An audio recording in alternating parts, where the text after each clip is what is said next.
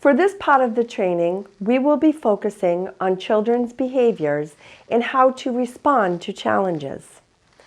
We will address different ways to prepare for challenging behaviors that may arise. If your program is in an elementary school, be aware each school may have their own behavior program in place, such as positive behavioral interventions and supports, often referred to as PBIS. Typically, a school's PBIS program involves handing out reward tickets. It is the responsibility of the administrator to communicate with the principal to determine if the school would like our program to align with the school PBIS program. It is best practice to have a designated area to be used as a safe zone. A safe zone is an opportunity to enhance a child's ability to grow socially and emotionally, as well as regulate their own behavior. The safe zone provides a calm area where a child can relax, read a book, or just have some quiet time. Children can voluntarily go to the safe zone when they want to take a break. Each safe zone incorporates an interactive feelings chart, breathing and relaxation techniques, pillows, and a limited amount of soft, relaxing, and calming materials. We strive to be proactive rather than reactive. The safe zone is not timeout. Timeout is not appropriate for children because it doesn't teach children an understanding of a situation or how to process their emotions and feelings. Timeout is often confused with punishment rather than teaching. The safe zone teaches self-regulation. It is important to make every moment with a child into a teachable moment. Transitions can be the most difficult part of the day, and teachers need to be prepared and ready for every transition that happens throughout the day. It is important to give children reminders prior to transitions. Here are a few ideas that will help children transition. Games and songs. Pick a peer leader. Use helpers. Consistency and routine. Focus on the positive. Be prepared. It can often be loud in a school-age program.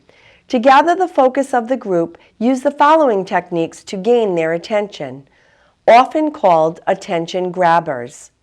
Clap and repeat. Ring a bell or play an instrument. Call and repeat phrases. Visual prompts such as raising hands or giving a peace sign. When speaking to the children as a group, remember to use a calm and relaxed voice. Once you have the majority of the group's attention, begin your instruction or announcement. If there are children who are not focused during this time, you may offer these children a quiet, independent activity.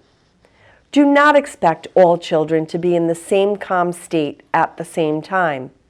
Some children will not or cannot participate in large group activities. Documentation of incidents and injuries is important because you might forget to record an incident later or remember it differently after time has passed. It can also show patterns of behavior. When does the behavior happen? Can we find a trigger? Is it due to hunger? Maybe being tired?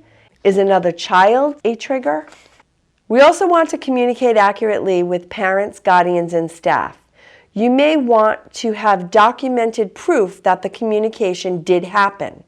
At Kids Club, we use incident and injury reports. It is also part of a teacher's daily duties to document. Documentation makes an observation concrete and real.